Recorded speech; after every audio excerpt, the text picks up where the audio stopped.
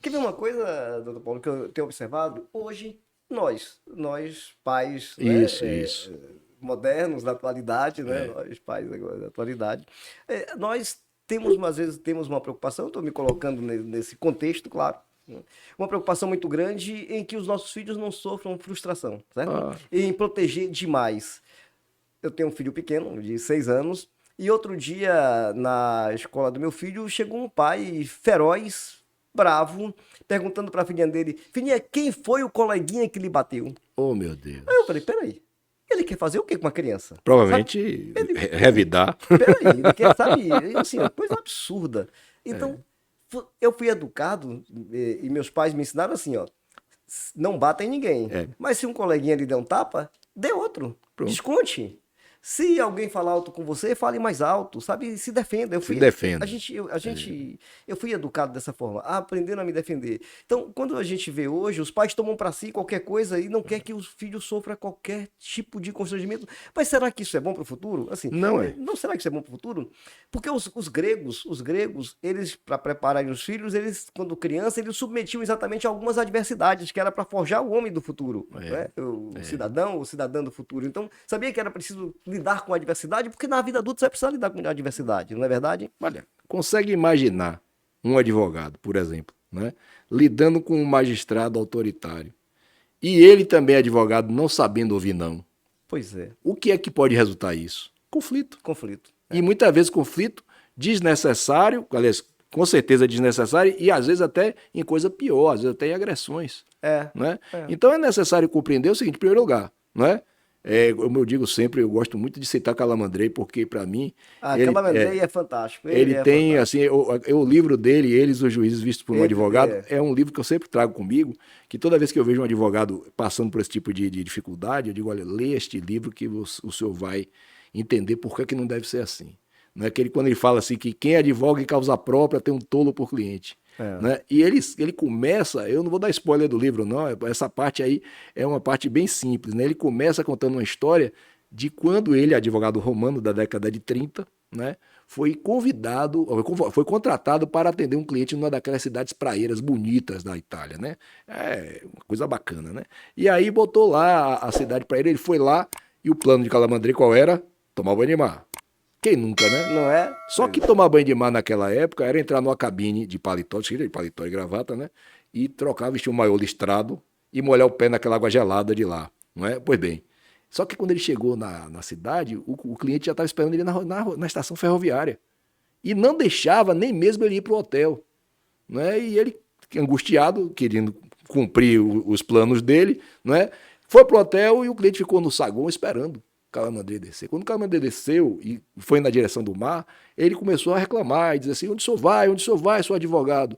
Quando ele finalmente percebeu que Calamandrei entrava na cabine para trocar o maior listrado, né? Quando ele saiu, ele fez: senhor advogado, se o senhor quiser se afogar, é problema seu.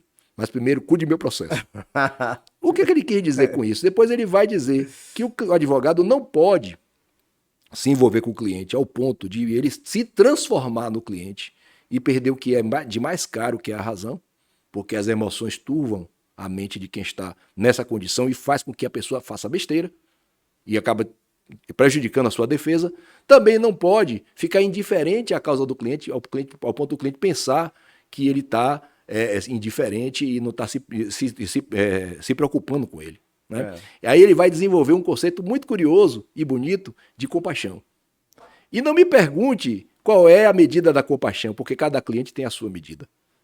Essa que é a verdade. Então é nessa hora que o advogado tem que compreender onde é que eu entro aqui nesse processo. Em primeiro lugar, preciso me convencer da razão do meu cliente, porque, como eu disse aqui no começo da nossa conversa, o advogado é o primeiro juiz da causa. Verdade. Se ele não se convencer de que o cliente tem razão, ele vai conseguir convencer o Não, juiz? absolutamente. Jamais. Jamais, E jamais. não adianta a gente se convencer a fórceps. É nessa hora que eu devo ser o mais rigoroso possível com o meu cliente.